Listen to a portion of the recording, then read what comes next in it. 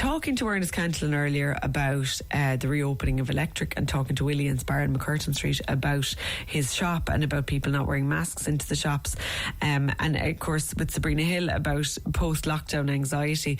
I think a lot of us are very nervous of doing things, and I think that nervousness and anxiety about getting back into the world is causing a lot of stress and tension and difficulties for people, you know, just in normal, trying to do normal daily things. And I think the phrase for it now that has been coined is coronaphobia. Dr. John Francis Leader is on the line. Good morning, John. Hey Deirdre, how are you doing? I'm not too bad at all, thanks. Can you tell me a bit about coronaphobia?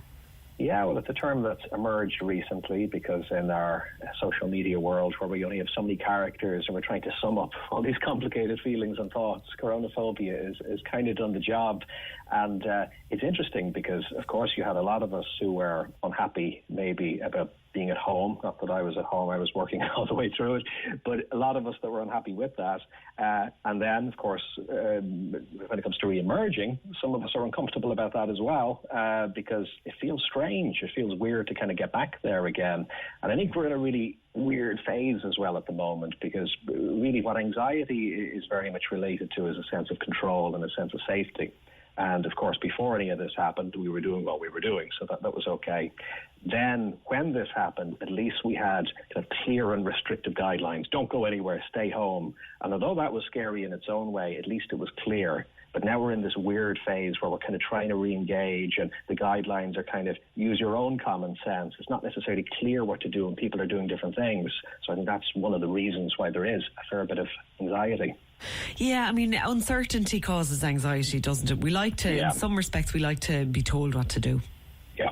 And there's research to show that, you know, people would almost rather a more challenging thing, but they knew exactly what it was, than something that was potentially less, but there was an uncertainty. And there's a massive amount of uncertainty at the moment. And, I mean, purely just from a psychological training point of view, of course, the government campaigns, the media campaigns, for very good reason, of course, over the past number of weeks and months, have trained us to be cautious or afraid of certain situations. So then to switch after that and to say re-engage, of course it feels uncomfortable. And it's not that we can't do it, but I think the anxiety is completely understandable.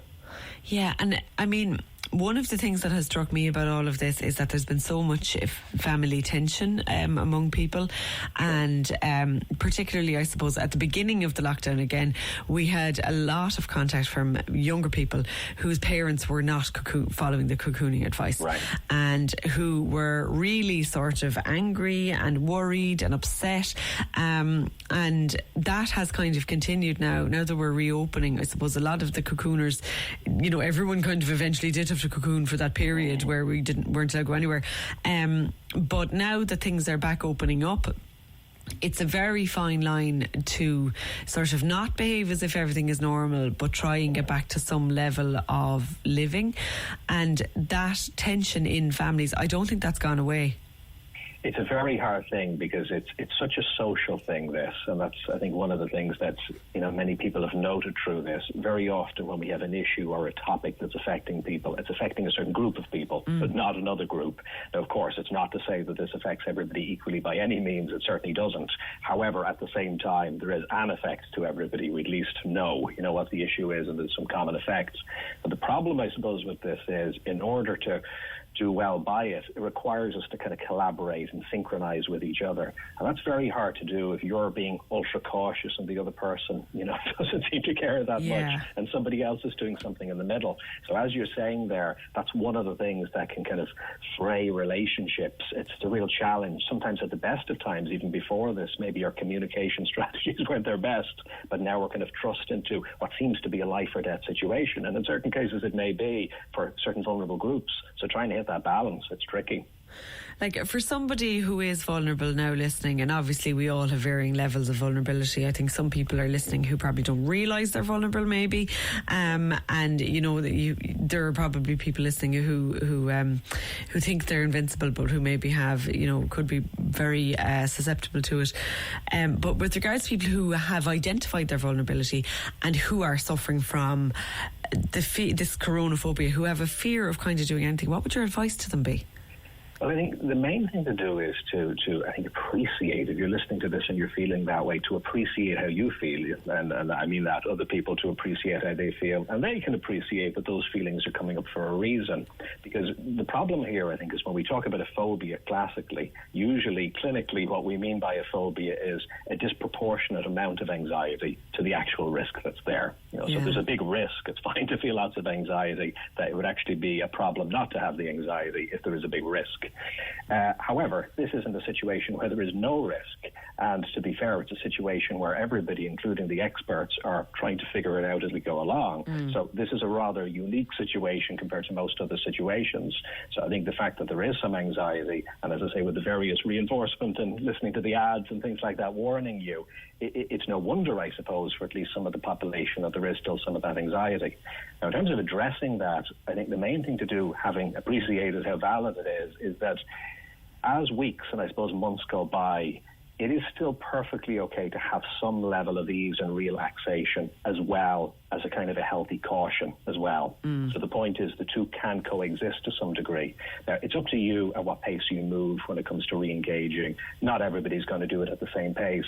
And that's kind of part of the community thing, because there'll always be a few risk takers will do the thing first, and then a few people in the middle will start doing it, and then a few people who are the last to adopt anything, whether it's new technology or whether it's re-engaging. So it does have to happen kind of slowly and in stages for different people. But I like to use this example of an accelerator and a brake on a car, or the same if you cycle or you walk, that if we have the accelerator down the whole time, that's risky, obviously, but you don't want the brakes on the whole time either. So it's kind of finding that balance in the middle. And you can't just kind of learn it off. You can't just avoid everything, because that itself is risky in a way. You need to live to some degree too. So you might think, oh my God, if I'm learning to drive or cycle, how will I ever learn when to push forward and when to pull back? But you kind of do, isn't it? It becomes kind of a reflex over time to know to gently slow down, to speed up. So I think that's what we need to get good at supporting each other in doing, having that kind of relaxation, but also engagement proportionately. That's a very good analogy, actually. And I think what you mentioned support, and one of the difficulties then for people who are very anxious and who are justifiably anxious because they have, underlying conditions or whatever it is, for those of us who are dealing with them, or who maybe are living with them or working with them or a family member, what approach do we take in I suppose, supporting them? Yeah, I think it's a combination of, firstly, validating the feelings. Again, understanding that, that it's probably not a surprise that they are there. There's some people who feel anxiety anyway in the best of times. So what to speak of, everything that's been going on, I think that's very reasonable. And that goes a long way, I think, because a lot of the time what people who experience anxiety find is that if their anxiety isn't appreciated, I don't mean siding with it and doing nothing, but if it's not appreciated to some degree, then almost the anxiety feels the need to be there as a protective mechanism. It's like you're walking near the edge of a cliff and somebody says, don't worry, it's grand. You go, no, hold on a minute. No, you kind of push back a bit more, because we need a certain amount of caution. So validating it is important. But I think the other thing we can do if we are supporting other people in our life who are in that situation is to some degree choose our battles as well. Because re-engagement isn't this binary thing where, again, we just put the foot to the floor in the accelerator and do everything in life or don't do anything. And if you think about it, even before coronavirus, we didn't presumably live that way anyway. Maybe a certain percentage of the population did, but we would be cautious before we do certain things. We still have some degree of moderation. So to be able to talk to somebody and say, well, what are at least some ways that you can bring in relaxation? Even if you keep your anxiety around re-engaging, for example, what are other sources of wellness that could be brought in? Even if you work as a firefighter and you're putting out fires all day, you still need to relax between shifts, So it's not to demean the importance of the work, but it's to bring in that relaxation in ways they feel safe doing.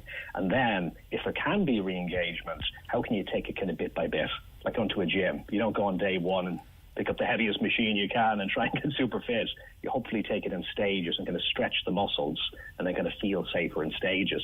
So something like that, kind of validation and choosing your battles, does tend to be helpful. Okay.